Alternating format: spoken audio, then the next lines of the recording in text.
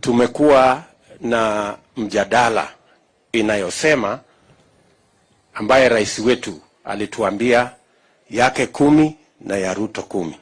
Si ndio? Lakini mimi sitaki 10 saa hii.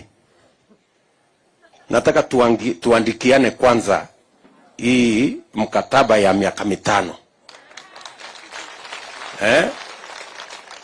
Nikifaulu kwa hii miaka 5 muniongezee. Lakini nikianguka kwa hii miaka 5 mtafute mtu mwingine. Si ni mzuri?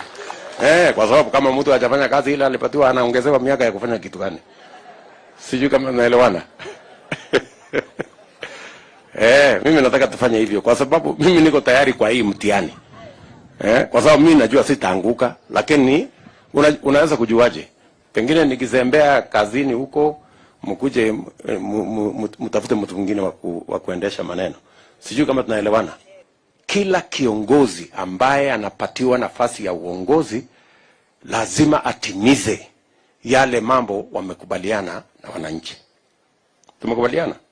So mimi nataka kwa mapenzi ya Mungu tukubaliane, kwa sababu mimi najiamini ya kwamba mimi ni mtu wa bidii.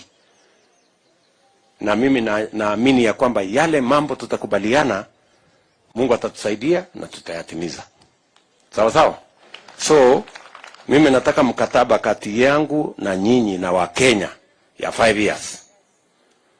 Hii 5 years nikishindwa mtafute mtu mwingine.